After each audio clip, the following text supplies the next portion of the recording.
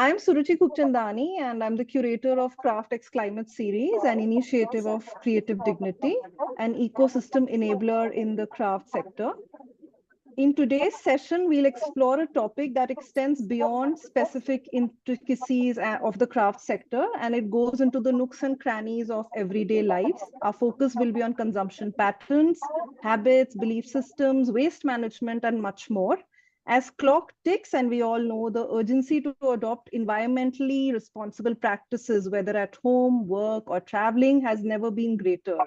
It gives me immense joy to welcome two speakers who are true sustainability foot soldiers in their domains. They bring innovative solutions and practical insights to help us reduce our environmental footprint. We are here to explore this vital topic of leading a low waste life. Our first speaker is Sonika Bhasin. Sonika is a media professional,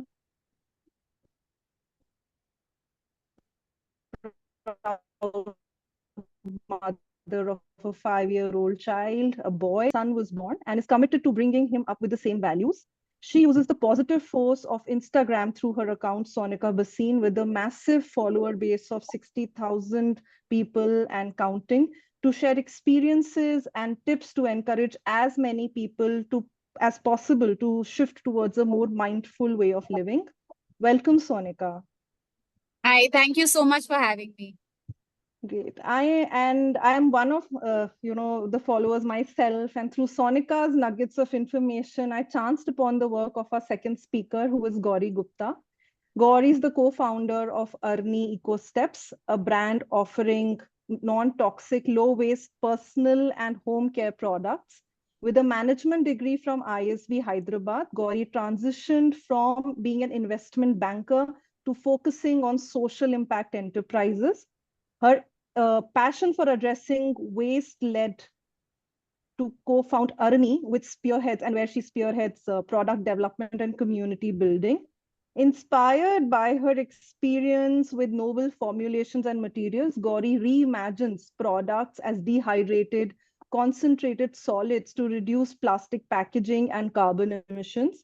Born in the pandemic, Arni strives to make daily consumption as low waste as possible across dental, personal, and home care products. Welcome, Gauri. Thank you so much. Thanks so much for having me. And today's discussion will be moderated by our Gen Z star, Bhakti Tirthani. She's a design thinker, communication leads with creative dignity. A communication designer by training, Bhakti believes in using design and system thinking to approach socio-cultural challenges and bring local solutions to with global perspectives. Welcome, Bhakti, and over to you. Thank you, Suruchi, and thank you, Gauri and Sonika, for joining us and helping us learn with you and begin a journey to leading a low waste life. Diving into it, and how you're helping us build a journey of our own. I want to begin with asking you, how did your journey begin, Sonika?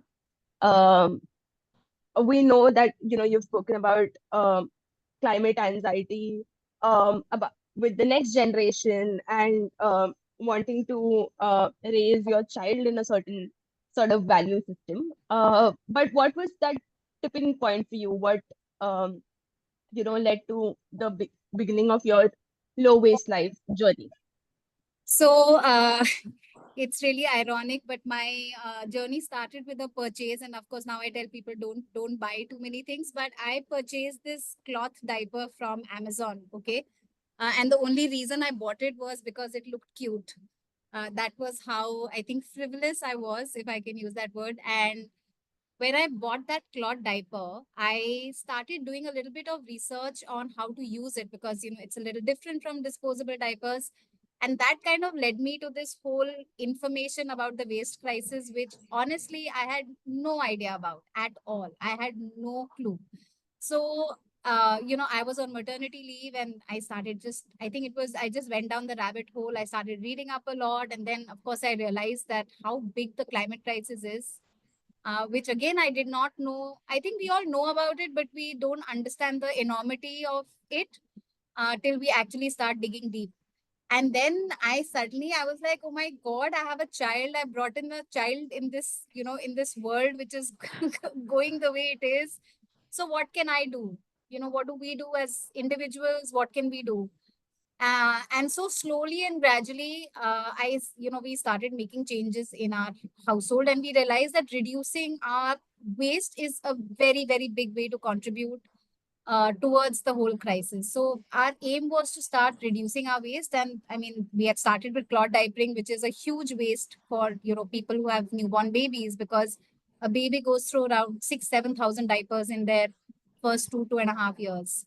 And of course, all disposable diapers end up in the landfill. So that was the first step. And after that, slowly and gradually, and that's what I tell everybody, just do it slowly and gradually and don't overwhelm yourself with too many things at once. Slowly and gradually, we started just reducing anything that was disposable. So, we stopped using wet wipes, which is also something that new parents use a lot. And we started also looking for sustainable brands for things like, I think my first switch was a detergent. I did not know till then that detergents were not biodegradable. I had no clue. So I think that was the whole process of discovering new products, discovering what can I do about it. And then what happened a few months later, the pandemic happened. And when the pandemic happened, there were so many companies and or organizations which are, in this space, they started doing a lot of workshops online. So I attended every possible workshop I could to learn more about how can I do this, whether it was composting, whether it was leading a low waste lifestyle, whatever I could find online. I just started attending all these just to, be able to start doing it. So that is kind of how it all started. Thank you. Yeah, purchases being a point that makes us think is very, very relatable. Gauri, a similar question to you. What inspired you to start early, and what inspired your personal journey with understanding a conscious brand and growing one? Um, so Bhakti, it's a slightly twisted story, but it went back. Now that I think about it, it went back to 2014 when my now husband and business partner Shivraj and I started dating. We were in Bangalore, and this was sort of the peak of the food tech boom in Bangalore, right? If you know 2014 to 16, there was a new food tech startup coming up every day, and it was just a behavior change that everyone was ordering a lot home, generating that much trash. And like, I think it triggered us one morning because the trash of that building used to get collected right in front. And we saw our containers there. And I think that day it sort of dawned on us that if you go around the city cribbing about waste, you should realize your role in it. It's not coming out of anywhere else. So then I think at that point, we just made a small change. Okay, we'll go out for date nights, right? We will not order in. So we'll just save on that trash. Now, life moved on. We had to move to different cities for our jobs. Then the marriage happened. Ye wo. So eventually we moved to Bombay. And then when we started running a household, we again started getting irritated by how much waste gets generated, right? You throw shampoo bottles, this, that, etc. But again, life takes over, things go on. I think it was the pandemic which sort of just triggered that, if there's something you care about deeply, and now you feel in some way equipped to find a solution, it is now that you should take this. Like we felt that this is the time to do this. And when I say equipped, I think it was like I had spent about 6 years till then just working day in and day out with pharmaceuticals across like injectable, orals, etc. And one big part of that as an associate in a private equity fund is that you have to work with the companies through their manufacturing process, right? You have to understand that they want to launch a product. They'll have to work through where it will get manufactured, how it will get manufactured, what will be the stability tests involved, right? A simple example could be like if you've come up with an injection molecule, you'll have to test it with a material. Otherwise, if it interacts with that injection material, the medicine will go bad. So every company has to go through 6 months, 8 months of trials to do this. And as a private equity associate, it's our job to make sure in whatever possible way we are helping them to bring the product to market. So it had been like enough years of doing this, and we felt strongly about this. So I think it was about a year of Shivraj waking up early morning, studying the problem. And like Sonika said, right, once you go down the rabbit hole, the enormity of it hits you in your face so hard that, when there are people doing studies that nearly 40% of what is ending up in landfills is just your and mine shampoo bottles, detergent bottle. Like, it's so crazy that without realizing how much we are contributing to all of this waste around us. So I think it was just that matter of putting two and two together, and that time in which we were just feeling inspired, equipped, and we were like, okay, we've identified a problem. I think we understand how to solve it. We understand product development. We know whom to talk to. We know how to do this. And that's kind of how it happened. I think we had not even thought how marketing will happen, how market reach will happen, etc. It was just that we know that water is the problem. We want to create product without water because then we can remove plastic. I think that's kind of the underlying thesis that we dawned on us one day, and then we just started the process. So there was not a single point of inspiration. I think it was a bug in us for a long time, and then it sort of got converted. Yeah. I think we also have the pandemic to thank, um, For sure. when a lot of us got the time to Yeah. understand Yeah. and study what's happening around us. Um, and we were privileged enough to be able to do that. Yeah. Um, so another, point I wanted to talk to you, Sonika, about is, when you speak to children or speak to the next generation about climate action and climate change, and when we all realize that we come from a lot of privilege. When there's a heat wave going on, we come from the privilege of being at home, sitting in AC and working. We come from the privilege of, getting a nimbu pani, a nariyal pani, a chas every 1 hour so that we are not dehydrated. How do you also understand privilege, and understand more privilege would mean a little more responsibility on us? And how do you speak about this, not just with the next generation, but also with fellows, companions, because this is what we talk about when we talk about climate action at policy and global level also, saying countries with who've abused the environment more should take up more responsibility for climate action also. So how do you understand this at a personal level? See, okay, as far as talking to children is concerned, see, my son is just 5 and all his friends are in the same age group. So they are too young to understand climate change, right? Or too young to understand very heavy concepts.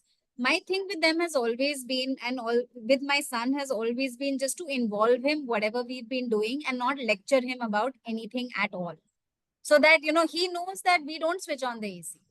Okay, there's no, there's no conversation that we are having at length about why and all of that. This time when it was really hot, I told him, like, one day he said, we should switch on the AC, and we do switch on the AC at night for an hour. That's our max.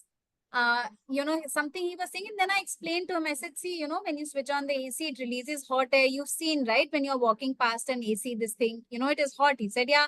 So I said, see the people who are on the road, they have to stand and they have to sell vegetables the whole day, and they are getting this, ye sari garam hawa, unko jati hai. So in a very simple way, you just talk to kids. When you talk to kids like that, they get it, the other thing that I talk to a lot of kids, and especially with him, what I've done is, for example, if we see trash on the road, we will pick it up. And so he knows that, okay, we are picking this up because animals will eat it and then they will die or they will fall sick. Or we pick up balloons whenever we see them from the road because, all of that. So it's always been very simple, ek karke, not like some big global discussion on any of these things, because they are very small and they get it. If you just explain very casually, if you just have very regular conversations normally, as a day-to-day conversation, that's how they get it. And with his friends, what I do is, we have a lot of kids at home. So whenever they come, I'll be like, come, let's do some composting. They get very excited. Or I'll be like, come, let's make bioenzyme. And then, it's a fun thing for them. But a lot of his friends have been going home and telling their parents that, we should also compost. Why are we not composting, for example? So I think with kids, it has to be very simply put and made, everything should be just fun, and they will all follow it. And the other thing that I've seen personally in my life is that people around me, my friends, my family, everybody has started picking up a lot of the things just because we are doing it and because they are seeing it and because, of course, I'm vocal about it. But my whole thing is to not try and lecture anyone, because nobody likes it. So if I start lecturing people about the use of their AC, they are just going to roll their eyes and not listen to me at all. But if you just model it yourself, if this is the life that you're leading and there is a reason why you are doing it, I think a lot of people get inspired and they start picking those things up. All our friends have stopped using balloons for their kids' birthdays, have stopped using disposables for their kids' birthdays. So, these are things that you can see. My friends will go somewhere and send me a picture of their bottle and say, see, for my trip, I've carried my bottle. So I think these are small changes that if you're doing it, people around you start picking it up. And once they start doing it, they will not go back. They will just keep doing more. Because then you realize that, okay, I'm making some impact. I'm doing something. Let me do something more than what I'm already doing. So I have seen that change a lot in people around me. Yeah, and I think a lot of the people just need one starting point, and then they can study on their own, they can research, they can explore. Absolutely. Yeah, so that's something. Gauri, what do you think brings customers to you? Is it these people who are trying to be conscious with their choices, or is it also the product? Because when it's people who are being conscious with their choices, it is still people who are converted. So how do you then talk to the non-converted? So Bhakti, honestly, this is something which we spend the most amount of time thinking about, because at the current age of the company, it is now at a tipping point. I think some of our earliest supporters, Sonika included, uh, came in purely driven by the reason that this will help me reduce my waste. But the moment the product arrives, then it has to work. The truth is, we're selling FMCG, right? Your hair can't get spoiled, your floor needs to get clean, your dog shouldn't get infected, all of that, your toilet needs to get clean. So the point that you want to be conscious that customer is already getting out of their comfort zone and making a non-required switch, right? Switching costs are high here. They're already comfortable with the product. It's convenient, it's available on quick commerce. They're ordering, they're waiting, they're doing all of that.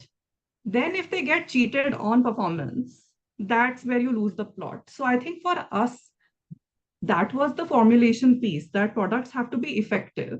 But then the communication piece obviously had to differentiate and talk to the people who were driven to make a choice which would make this impact, right? So it has always been a mix. But when the early adopters came in for this cause and then started spreading the word, there was some bit of trust built in that whatever I buy will not be a complete failure. Now, see, we're trying to change behavior. Sometimes things don't dissolve that well. Sometimes some things go wrong, etc. But because people are coming in motivated to make a change, they're also more understanding. You would hear this from a lot of our customers that, chalo, it's okay, right? And then हमारा भी intent हमेशा वो रहता है कि the customer is making and this person is going out of their way. They have 1,000 other options to do it a lot more easily. So I think the long answer to your question is that for me as a founder, I would not want to put the sustainability piece at the fringe. I don't want the communication to be ki, oh, this is cheap, this is effective, etc. Chalo environment ki bhi help kar do. I want it to be at the center. I want people to take pride in that decision. But it also has to work and it has to be affordable. I think that communication has to go out very clearly to consumers that they don't need to get penalized to be able to do a decently, like to make a decent choice which will work for them. So yeah, I think it's something that we're still figuring out, right? What that exact balance is. But for always has to be a mix. And I think it has to give pride in the decision making to the consumer. It shouldn't be a fringe aspect. Ki I'm, by the way, bottle bhi nahi aa rahi hai karke. I want them to take pride ki they saved. Like recently, we ran a campaign in which people shared like 20 bottles, 30 bottles they're reusing, so many.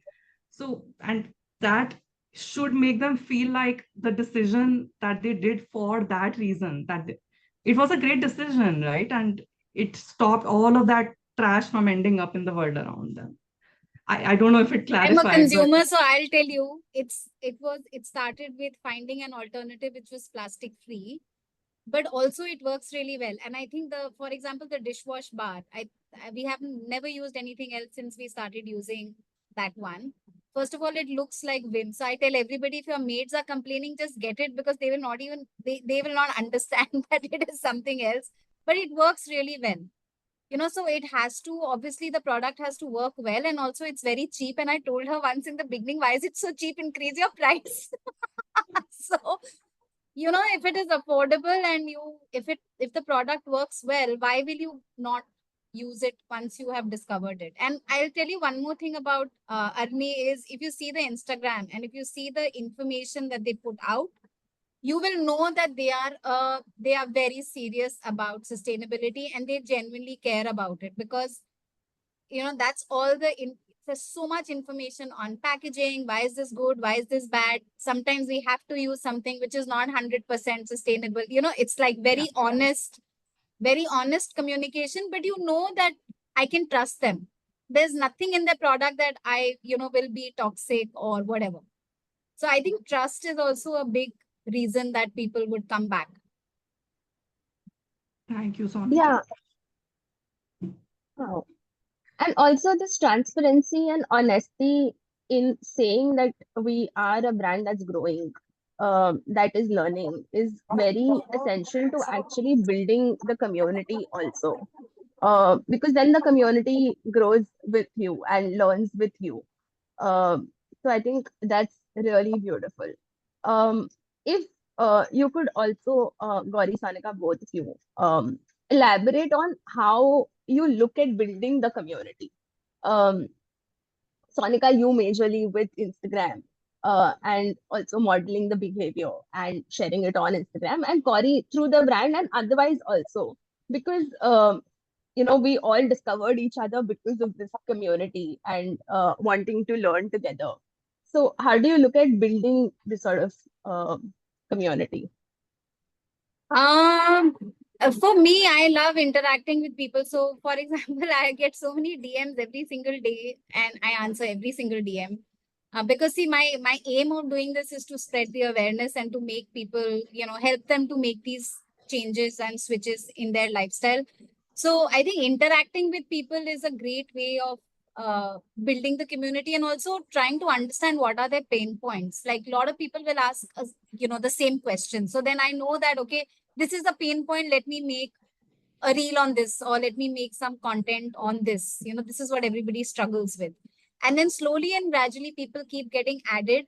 The other thing that I really like to do is talk about sustainable brands, because I think they really need that push. And sustainable brands obviously don't have the kind of money to spend on marketing as compared to the bigger brands. So I also try to like connect people. Like if there is somebody who's looking for something as a business or wants to do something, I try my best to constantly connecting people, that why don't you get in touch with this person, because they are also trying to do this.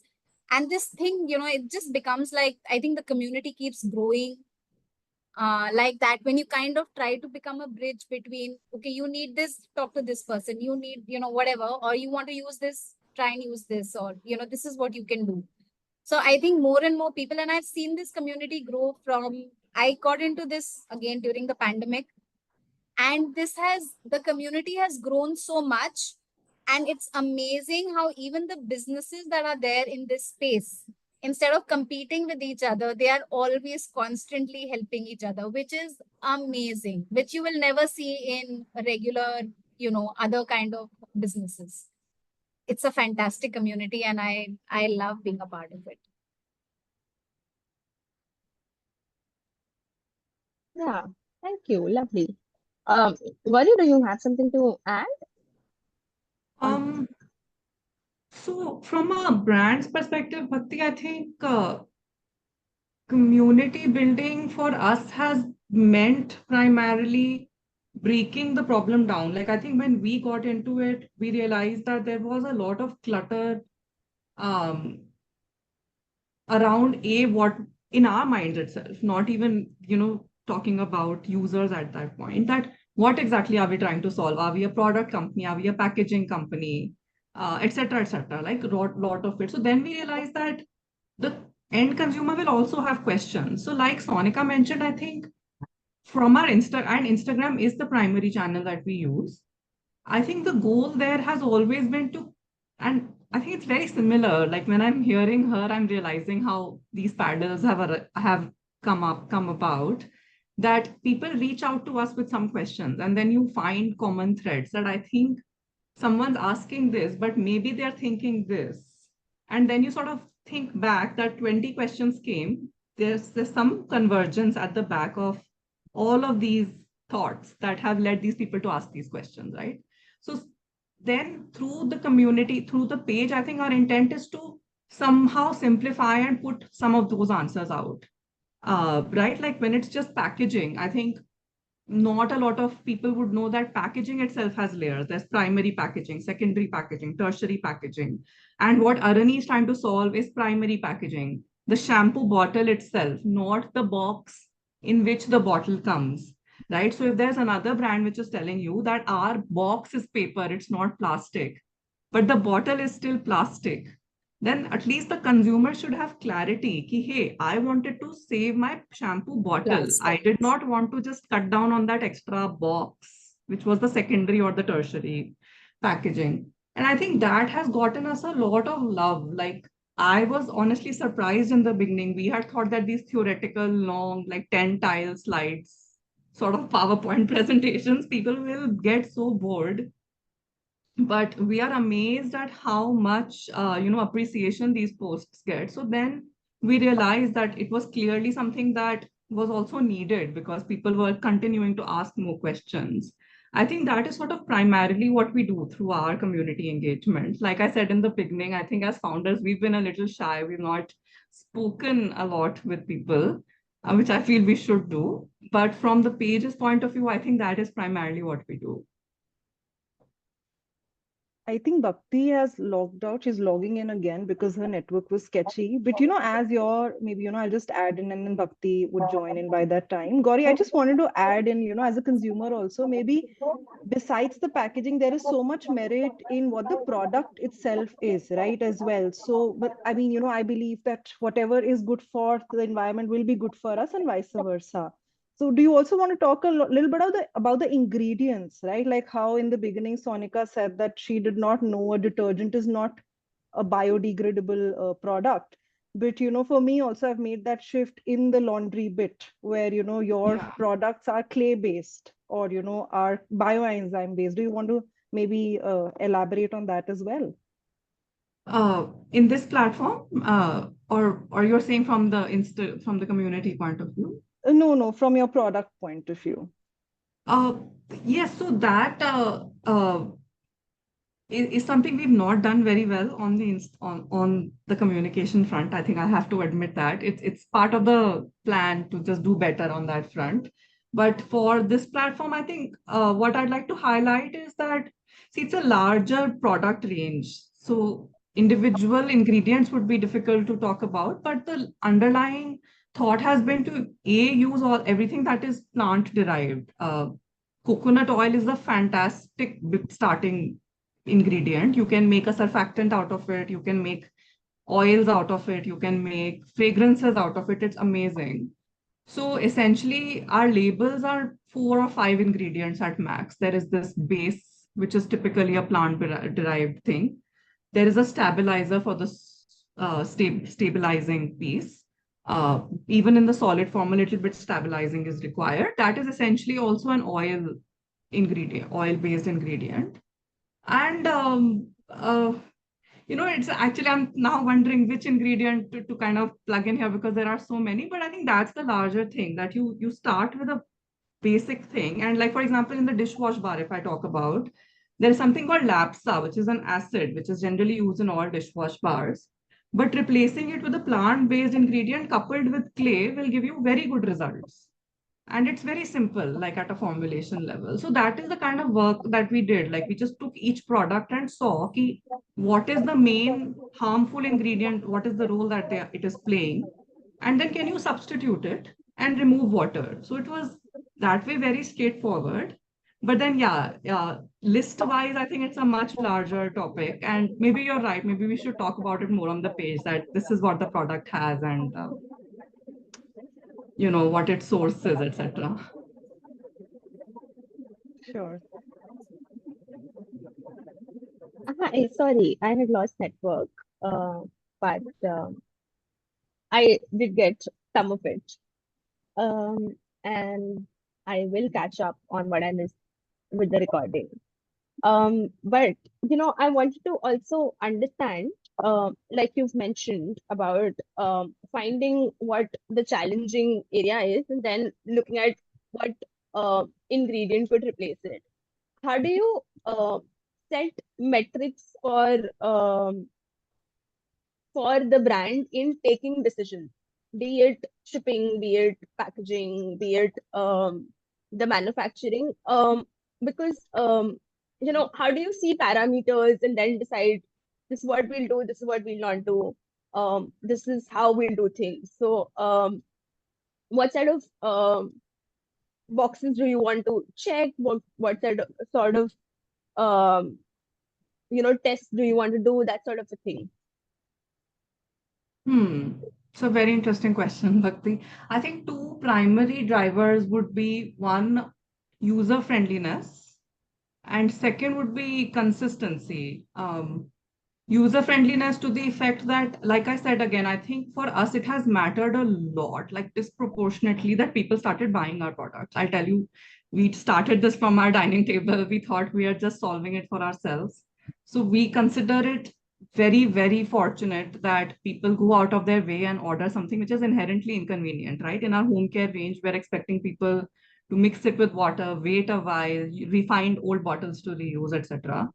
So I think making that journey as user-friendly as possible has been one of the key parameters. So like if someone's buying our detergent powder, we thought we make a little scoop to make it easier for them to measure, unless they'll have to go hunting for another measuring. So that's an example. And similarly, a little sticker to label the bottle, more instructions around it, etc. So that it doesn't become prohibitive, right? Someone should not be punished for trying to do the right thing. I think simply that is point number one. And point number two, consistency, in the sense that, okay, so you're trying to do a sustainable business, then you can't cherry pick. Like, for example, and no offense to anybody, like, all businesses have their own merit. I have had sleepless nights thinking about, does quick commerce work for Arani as a distribution channel? If I fundamentally believe that distribution model is wasteful, would it work for the brand? So that is something that should at least get thought before jumping right into it and saying, and of course, customers would want faster delivery. Of course, everyone would prefer it. But there has to be a match, right? If you're trying, you can't cherry pick the argument that my product is sustainable, but my distribution is not, or my packaging is not. So I think for me, that consistency has mattered. And then there are 1,000 decisions to make every day. So it helps to have these guiding principles. Like I think someone had once said to my mother, many years back, so she keeps giving us these examples, that puts you, if you have some principles in life, put them on a piece of paper and put them in a box, put that paper in a box somewhere. Any day you feel conflicted, just take that, open that box, take a look at it, and you sort of get reminded, you'll get your grounding back. Then we, in some way we follow it. We've written it in a little place, about things that we want to sort of stay aligned to. So with logistics, with packaging, with hiring, with sourcing, we broadly try to align. Matlab, I'll be honest with you, some here and there has to happen because we don't live in a perfect world. Yeah. Sometimes, despite me telling 1,000 times, the B2B courier will wrap the box in plastic and send it to me. Like I cannot do anything, in a warehouse in Gandhinagar. But to the extent possible, we want to just stay coherent to what we started out with doing and not completely go on a tangent, I think, broadly, yeah.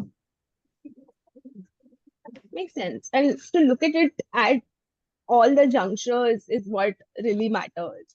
Uh, so that's really important. Sonika, how do you make decisions at a personal level also? Do you have these principles, these guiding parameters at personal consumption level, or also at a level of this is how I talk about something, that sort of a thing. So how does one set these parameters for at an individual level? Of course, it depends on the individual, but in my head, of course, I have a lot of parameters.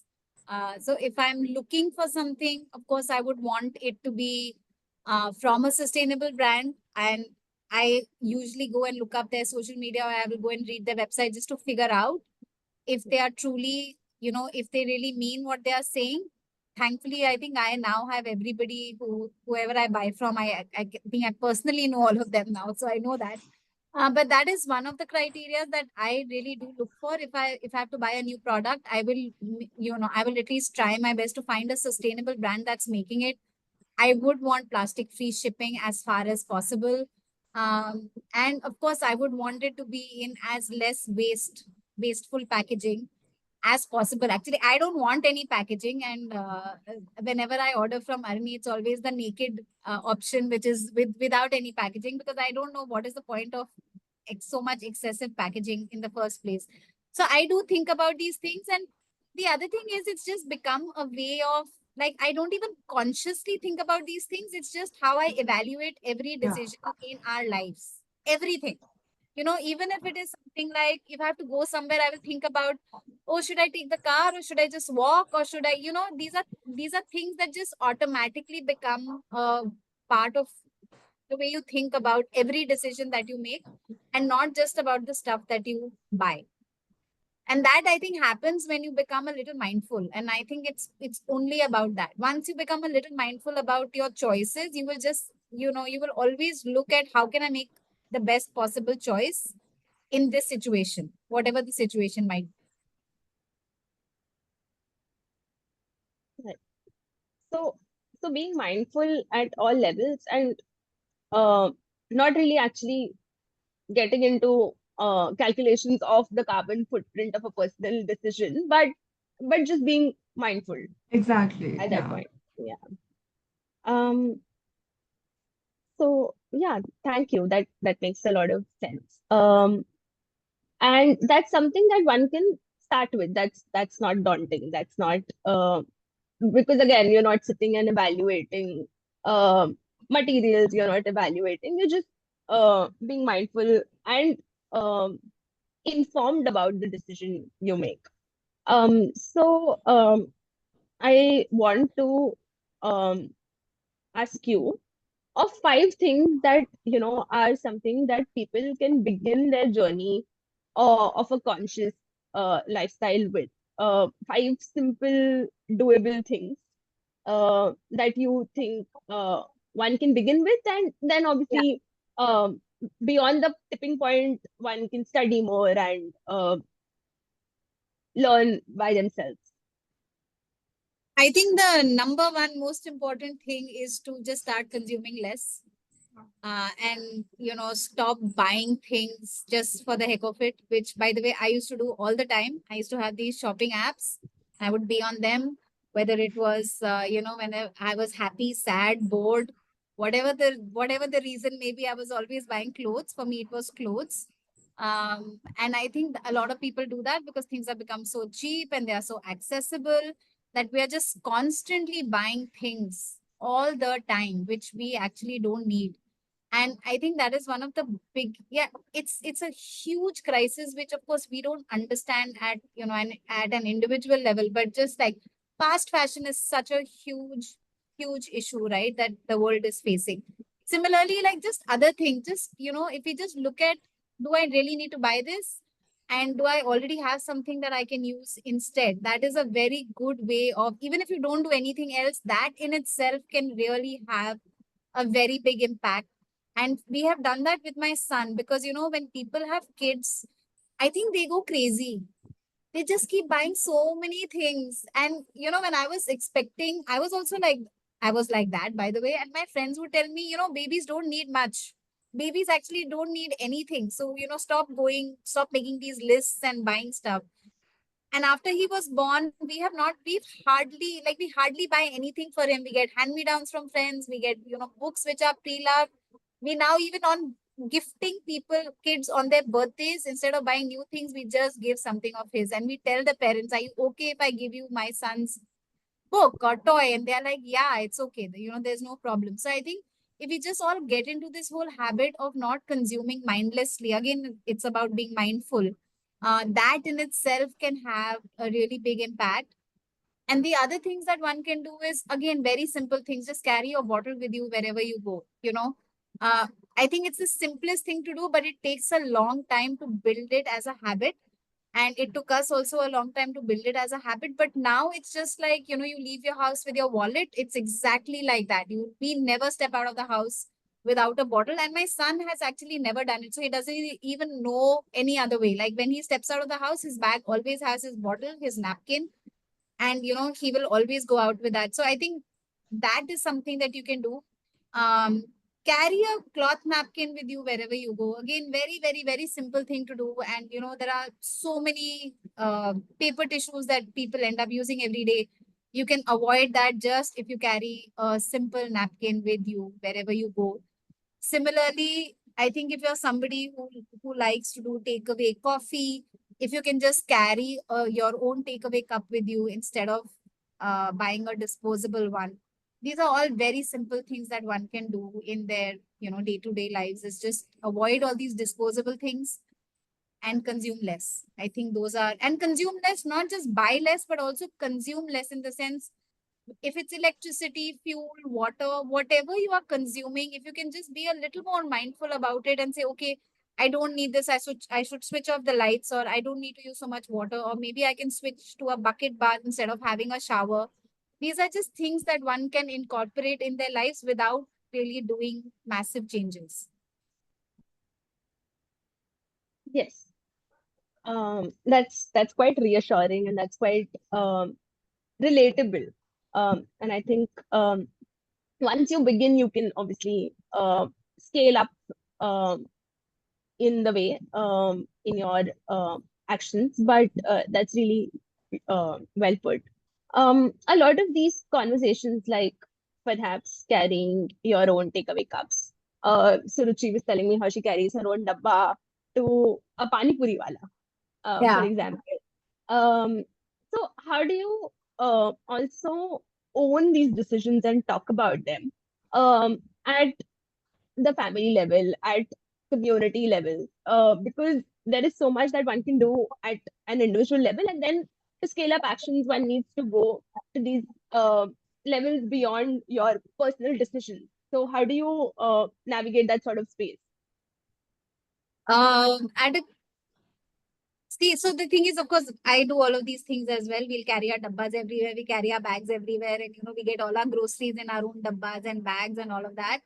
And like I was saying earlier, for me, it's just about I talk a lot about it. I will do Anybody invites me for a talk like you did, I will go and talk to people about it and just try and, you know, make as much content about it just to show people that these are very simple things. Isme koi rocket science nahi hai, you know. And if you keep showing them again and again and again, it kind of, you know, people kind of, if they keep seeing something again and again, it kind of registers in their minds, and then they will start doing it. But if there is anything on a community level, like I have done a workshop for our school, and you know, spoken to the school parents about it, try to see how we can incorporate more things in my son's school, which has been great because they compost in school, and you know, there's a lot of stuff that they have started doing. But wherever I can, wherever there's an opportunity to speak to a larger audience, whether it's in, I did a workshop, for example, for our office, for our entire APAC team, which is some 300-400 people. So this is just, you know, just ways of reaching out to more people. and trying to like just show them this, all of this is extremely simple. It's not difficult, and just breaking everything down very simply and not like share too much gyan, which they can go and do themselves, but just to make it practical, I guess. Just show them how practically one can easily do these things. Yeah, I think that makes all the change to look at it in a most practical, relatable way.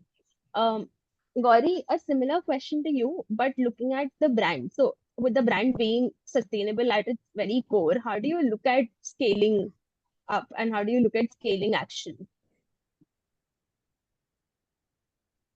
From a very business point of view, Bhakti, it would be the standard things, right, that you study. It's product placement, price, packaging, etc. So for us, for example, to grow distribution, it would involve some changes, or as in this is a, I don't know how to answer this in this forum in the sense without boring you with details of.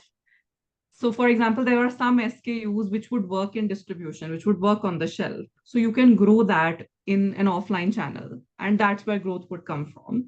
But then there are some SKUs in which supply chain handling will just not permit paper packaging, right? So, those cannot grow. But without going into that, I think that's the dry part of it. From our perspective, growth would simply come from the market slowly normalizing non-wasteful or simpler solutions. I think the moment people start looking actively, then so business may, like for example, you would have heard a lot of people say, "Jo dikhta hai, wo bikta hai." That's why you have to make it available everywhere, etc., etc. I think some of that also applies to things which are playing in a very competitive space and they're trying to fight for share of attention where demand is limited. Now, sustainable consumption is on that path where demand is expected to rise and people are expected to actively start looking for solutions. We are hoping for that time to come around. And in that meanwhile, continue to drive engagement by letting people, giving people the opportunity to learn, open the path to that rabbit hole, right? Because I think it's key. The moment people start realizing how important it is and how realizing how it impacts them. I think Yeah. Sonika did a reel once, right? Ki don't do it for the whales, don't do it for the turtles. Yeah, just Yeah. do it for Do it for yourself. yourself. And कितना लोगों को उससे realisation आया होगा आप सोचिए right कि it's our homes are getting overheated we are not getting water so it sort of translates, and it's not about that this product will make a difference. It's just about that choice will become a part of your larger lifestyle. That I will not go and keep unnecessarily buying bottles when I can avoid, when I know that these bottles will create waste. From my perspective, it's those bottles, right? I'm trying to reduce plastic waste. But also that will trigger that if I'm buying less, then may as well plan my grocery, go buy in one time, right? Then may as well buy less, may as well, share clothes with my friends. So I think then it just becomes part of you, like Sonika said, right? वो फिर her point पे you start thinking, like even for my dog, I will think that let me just cook something from him at home rather than buying packaged food for him. So it becomes like very, very intuitive after a point. And I think for us, the intent is that it becomes part of people's more common daily behavior. And then they just start looking for these solutions. So in the meanwhile, the brand is just doing what it needs to do. It needs to service customers that are coming in. It needs to solve problems that are associated with this behavior change, right? Every day we're spending hours solving key something didn't dissolve properly, something didn't perform, like because we're still a relatively young company which has changed like 20 odd products in every household, like a daily use things. Problems are bound to come. Something works in Karnataka, doesn't work in Himachal. All of those iterations still keep happening, and consumer, and that's why I feel it's a great use of our time while we are waiting for that, larger market interaction, to keep perfecting the product, to keep getting feedback from all parts, all cities, all water qualities, all temperature, humidity, combination conditions, etc. So I think, yeah, it's a slightly convoluted answer to your question, but from our perspective, we don't have to do anything for growth. I think Arani is now at a point in which we just need to keep doing what we're doing well, not dilute quality. For me, that's why I was telling you that production days are the most critical for us, that it has to be identical, it has to be replicable. The experience that the consumer is having every time they're ordering, like we have a almost 43% month on month repeat rate, right? So people are ordering their supplies every month. If their experience changes, their health will get irritated. For us, the customer is the buyer, but the user is often the health. If they get irritated, the they will, they will express their irritation to the buyer. So all of that then breaks down. So from our perspective right now, it is to, the basket is relatively built. We keep getting a lot of requests, like people want grain to liquid body wash, people want a lot of personal care products in the grain to liquid format now, which is harder to crack because you're now engaging with the skin rather than earlier you were engaging with the floor. So the standards are higher, etc., etc. So we'll keep working on the product basket, I think, because there's a large enough community that now wants more. When earlier doing 40% of the basket moved to 60% of a household's basket, now you are trying to approach 80% of a household's basket, trying to make it as zero waste as possible. But our job is to just keep doing this job well. I think we have two co-founders, we are very aligned that we don't have to go attack the market. We have to keep doing our job well and keep people happy, because like I keep saying, it is a very big deal for us that people are making that inconvenient switch. So making that switch as less inconvenient as possible is our job. Absolutely. I think when it comes with convenience and when it comes with the price points that you're offering, it has more takers. It has a much better response. So opening the floor to our audience also. I already see some questions for both of you in the chat. And would people want to just unmute themselves and ask? Or if you prefer, I can read them out. Dr. Roli, would you want to ask your question, or I read her question. I want to say that I'm not always positive. Yeah, I have, like, I will have breakdowns and I will have meltdowns and I will have, I'll sit and cry. I have cried so many times, I cannot tell you. But I think what I have realized is that as long as I'm doing whatever I can, that brings me a lot of satisfaction to think that, okay, at least I am doing my bit, and I'm also getting other people to do it. So every time I feel upset, I always take a screenshot of a DM that I get, which will be, I did this because of your reels, or I did, this is my first compost. And I think almost every day I will get some messages like that. And I just go through them and I think, okay, maybe I have got 100 people to start composting. I don't know, I've never counted, but if 100 people started composting because they saw my videos, at least I've made some small little difference. So, that kind of gives me a lot of satisfaction. And I just feel that, okay, I'm doing whatever I can. Rest, we will see what happens to the world, but at least that really keeps me a bit happier than otherwise. I've had a lot of anxiety, but I've kind of gotten over that very, very anxious phase. Sonika, how do you think somebody like me, like I am not in a position to influence people. It's a very individual journey, like for me. And in spite of whatever little efforts I do, I get like everybody you're surrounded with gives you a nice halo to wear, that this is wonderful. But then you read the West Antarctic ice shelf has started melting, and you see people continue living the way they do, consuming the way they do, and you're so sure this is, and you have a child, so who you have put in this world. So it does get very spiralingly negative. Do you have any? It does. So I don't have the kind of skill to be out there and sort of communicate that positive change over to people. It's a very individual journey for me. How can I stay positive? Is there something that gives you strength? I would say, I honestly, I don't read too much of negative news. And that is just me personally. I've just stopped reading news or listening to news altogether, whether it's politics or whether what's happening, what wars are happening, because it would give me so much anxiety that I would start crying. And then I realized that it's not helping anyone, if I'm going to be in that state. So I actually don't read too much negative climate news because there is a lot. I think that is something you can try. It really helped me. I know it's happening. I know it's definitely happening. But there's also a lot of positive news, and there are a lot of people who share a lot of positive news. And while we see, okay, only the people around us who are not changing, there are a lot of people who are changing.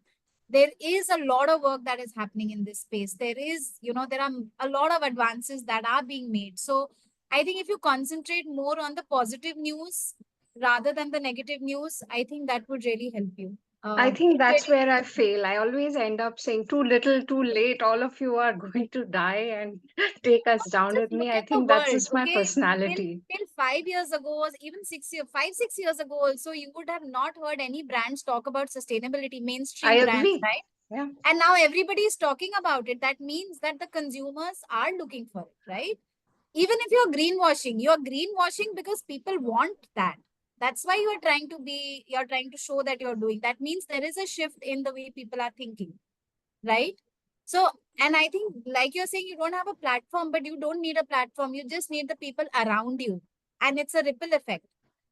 So I have a friend. She was the kind, every time I saw them, they would have a Bisleri bottle in their hand, the 200 ml Bisleri bottle. Okay. Cut to now. She's the one who shares all these. This forest is being cut. Sign this petition. How can this company do this? She came one day to my house with a notebook and she was like, just tell me everything. Ye kahan se lena hai, kya lena hai. She literally changed everything in one day. She got composters. She got all the products that are required in the house. She just, one day she made a change and I was like, oh my God. And now she propagates this. She's the one who talks about it. She's the one who will be like, oh, we are going for a holiday. Kitne dabbe leke jaएं? These are the conversations that they're having in their house. So I feel, That's awesome. Yeah. people around you start doing that, then people around them will start doing that. So I think somewhere this shift in mindset is happening. We may feel it's not, but I think it is. So concentrate on those. I always do that. I'm like, I will only focus on the people who I think I can influence. And if people start having stupid arguments, I just leave it. I'm like, ye Oh, to yeah. change hoga hi. Isko chhod do. Let me not even waste my effort on this person. I'd rather concentrate on somebody who will at least make one small change in their lifestyle. Thanks a lot. That does help. Thanks a lot.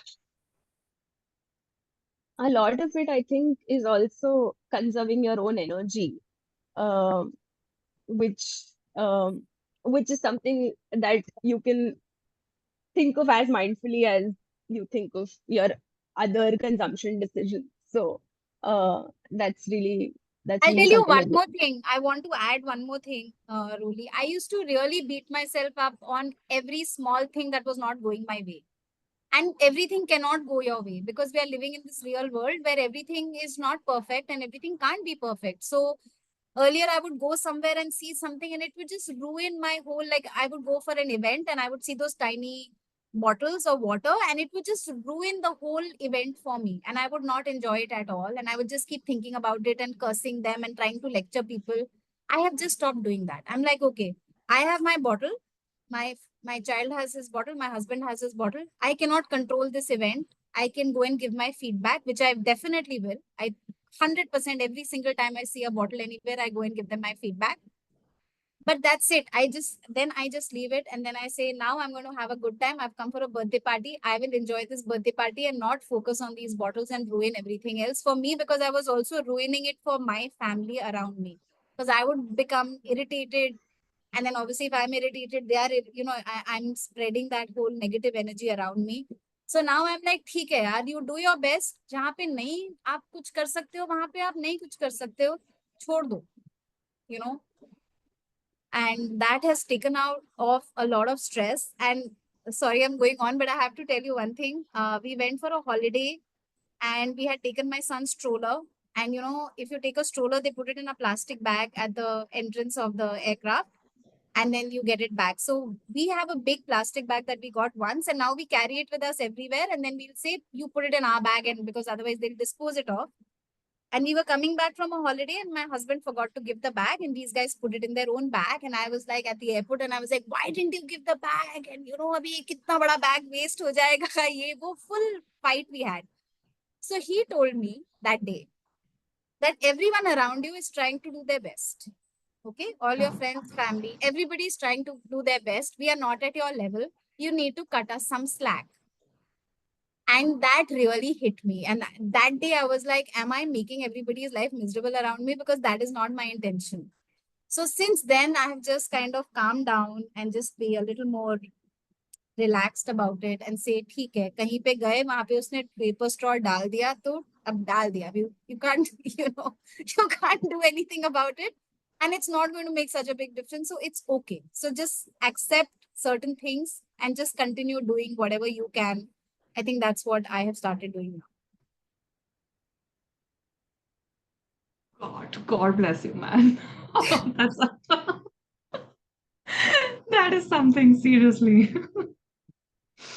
Wow. Yeah, but it really gets to you, on some days it's just like, ugh. Yeah. It does. It does. Like my mom says, वो सब अपनी destiny लेके आए हैं. I have done therapy. Actually, I've done a lot of therapy for my anxiety. And because my thing was always, how long will my child live? I really do have that. I don't no longer have that fear, but I really did have that fear that how long will he live? And then my mom told me, my mom is a therapist, so she does my therapy. So she told me once that, everybody has come with their own destiny, and you have to stop thinking negatively about his future. And you're thinking very negatively about his future. So don't do that. You do your best, and, he will find his way. So I said, okay, I will just do that. Wow.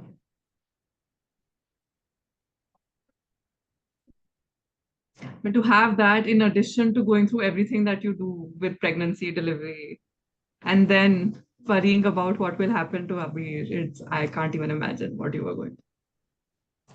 Yeah. Yeah. What to do? I think just listen to your mom every time you feel like that. Yeah, I do now.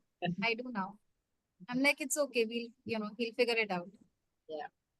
But he's equipped. So I think my thing is, I need to, just equip him with all the knowledge and all the things that he's doing in his life. So this is a very normal way of living for him. So, because I think in future people will have to do this. करना ही पड़ेगा. Yeah.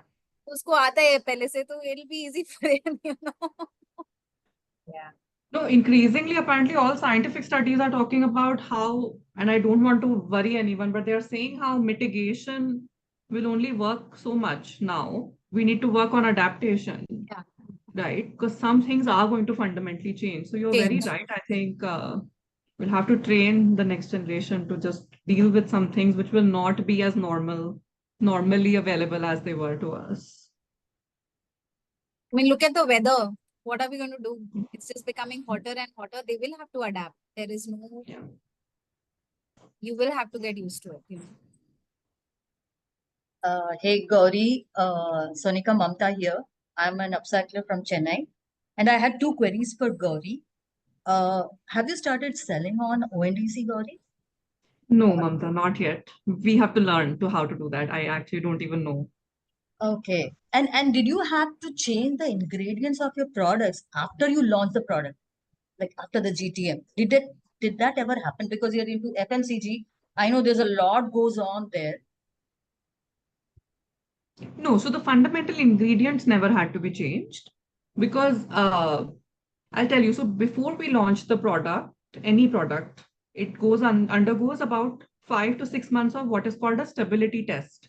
I'll take just a second to explain that. Basically, plastic is amazing in the sense that it creates a barrier with the outside world, right? Whether it's a shampoo, it's a detergent, anything. If it is in a plastic package, nothing will come in, nothing will go out. So that's great. But when you remove that barrier and we are packaging our products in paper, the product is then through the paper because paper is porous or even a biofilm, right? We use starch films for some of our products. Air and water is getting in. Some of the ingredients partially might be interacting with the outside world. So, and that varies with the temperature and humidity of the local area where the product is. So, when after someone buys it, it'll be in their house for maybe a month over their use time, month to month. So then, typically before launching a product, you have to test this product in this new packaging material in something called a stability chamber, which will replicate temperature and humidity conditions. It will test 20%, 20-degree temperature. It will test 40-degree temperature, 45 that we have done. We had never tested for 50, but it'll test humidity. Like for Bombay, sometimes it goes up to 90%. In the south, it goes very high often. So you get the point. So essentially, every product has gone through that already before coming to market. So essentially, those larger ingredients are fixed. They will not undergo change. Sometimes you have to do minor tweaking. Like for example, after we launch, we figure out that a lemon essence in some humidity conditions is behaving in a weird way. So you may have to change that essence to say a floral one or something. That takes a little bit iteration, but the larger ingredients would never change because you've already spent a lot of time like stabilizing them, figuring them out, figuring out efficacy, efficiency, all of that. But you would adjust for, and that's what I was talking about earlier, that we continue to take feedback about how it's behaving in which situation. Like our detergent used to keep absorbing ambient moisture, for example, in our earlier packaging. So we had to change the packaging, at least in Bombay, otherwise in monsoon, it will become completely lumpy in the consumer's home. So those kind of iterations still keep happening. But at the fundamental level, changing the formulation then comes with a lot of approval changes and all, like you would probably know with FMCG, that each formulation has to then be approved by that local body for getting manufactured at a specific unit. So at a fundamental level, you can't make a lot of changes after you've gone to market. Okay, thanks a lot. It's quite a work. Thank you. Meera, you also had some questions for Gauri. Do you want to unmute and ask? Yeah, I think one of the questions Gauri did answer, but I have a question actually for both Sonika and Gauri. I'm just curious. So you're saying that this sort of kind of growing interest in using products and lifestyles mindfully has got accelerated after COVID, right? I mean, that's also your observation. I mean, it's kind of grown significantly more after COVID. Is that what you agree? Sonika, please differ if I'm wrong. I have observed it to grow in India post-COVID, yes. But I think the movement had hit the West Much earlier. earlier. Yeah. For some reason, maybe Instagram adoption grew because I think the community on Instagram is the biggest and the most engaged. And their action has started post-COVID. But please Yes. correct me if I'm wrong. I would agree. Like I was saying, see, what happened was that when COVID happened and everybody was at home, a lot of people started creating content on sustainability, and they also started doing workshops. So like I was saying, I did a lot of workshops. So for example, there's a company called Scrap Zero Waste, and they do events. They otherwise do events, zero waste, but they started doing workshops, right? So I attended all their workshops. Then Daily Dump did so many workshops. Daily Dump is the composting company, right? So I think because people came online, it became more accessible to a lot of people rather than going physically to a place to attend a seminar or a talk or whatever, because everybody suddenly came online. I think a lot of people kind of got this information and there was a lot of awareness. And I have noticed, I think in the last 2 to 3, 4 years, the number of people talking about it, the amount of awareness, at least I feel, is way more than what it used to be earlier. And would you also say that the age bracket of say 20 to 40 are kind of like the larger chunk of people who are following you or buying your products? For sure. Yeah. Yes. And more Definitely. women than men? I think Sorry? my parents' generation is like the most difficult to change, I think. And they are the most unsustainable generation, I feel. and I blame them for all our issues. But they are the difficult ones to change. The 20 to 40 and 20 to 50, whatever. I think those are more adaptable and more open to making these changes. Right. And also, are there more women users and engagers than there are men? Definitely. Definitely. My if I see my stats, I have 70% of the people who follow me are women. Yeah. Exactly. Same. So I think women have to lead the next revolution. Yeah. Yeah, they do. For sure. They have the sustainability gene actually in them. Yeah. Yeah, it's, I mean, they are programmed for survival. I mean, they have to ensure that the species survive. That's all that they are programmed for. I mean, inherently. Definitely the more resilient gender.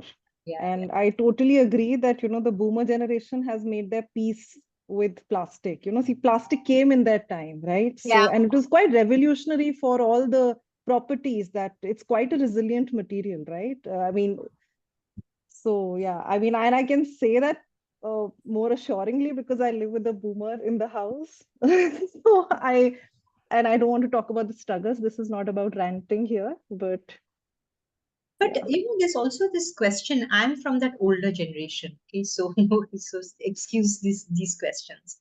So that if ultimately, if everything switches to like a natural, base, putting more pressure on natural resources, on raw materials. See, I mean, the way I've understood it, it's essentially a problem of scale. The minute you limit your scale, even if you're making plastic, you will be able to control things and control the damage that you're. So it's exactly what happened with hybrid cars, right? I mean, they introduced hybrid cars thinking that it will, control the problem of petrol and diesel and all of that. But people went around buying so many cars that the pollution in creating those cars didn't really, it actually created more harmful effects. Same thing with solar panels. I mean, making of solar panels actually is also very damaging.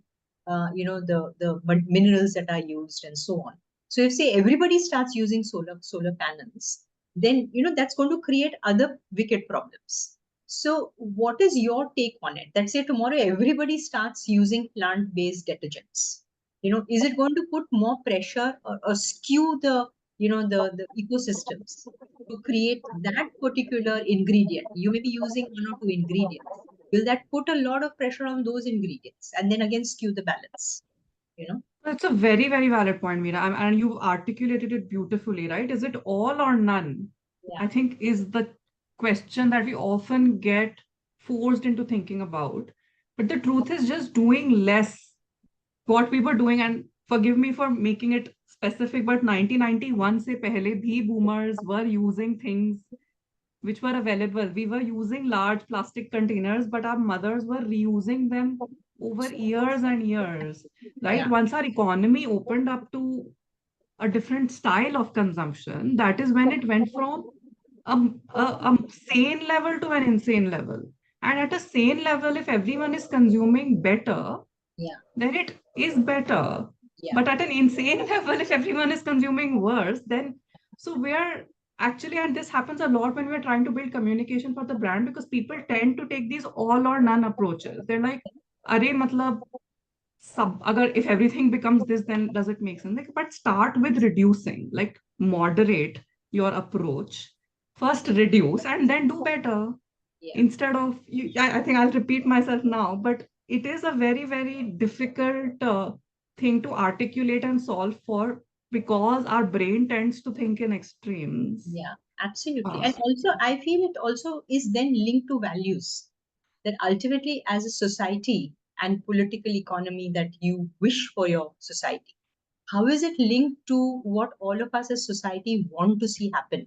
So, for example, if you take the case in Brazil, I think it was Brazil, or I don't remember which country, but the main city, the mayor had this passion where he just eliminated private transport, but he made the bus system so wonderful that everybody started using it, and there was a philosophy behind it, that it was a equalizing transport system, that some people don't have to afford better cars and some people don't have to walk on the footpath. Everybody should be treated equally, and you creating a society which is, truly in that sense respectful of each and every human being, despite what class they come from. So I think it's kind of like, these questions can have so many loops. It's not just, I think, a simple matter of course, it begins from here. But then I think one has to keep adding those, layers and layers to the way we start going into it. Yeah, for sure. And I think it's hard to make policy level changes because then they are the all level of changes that we're aspiring for.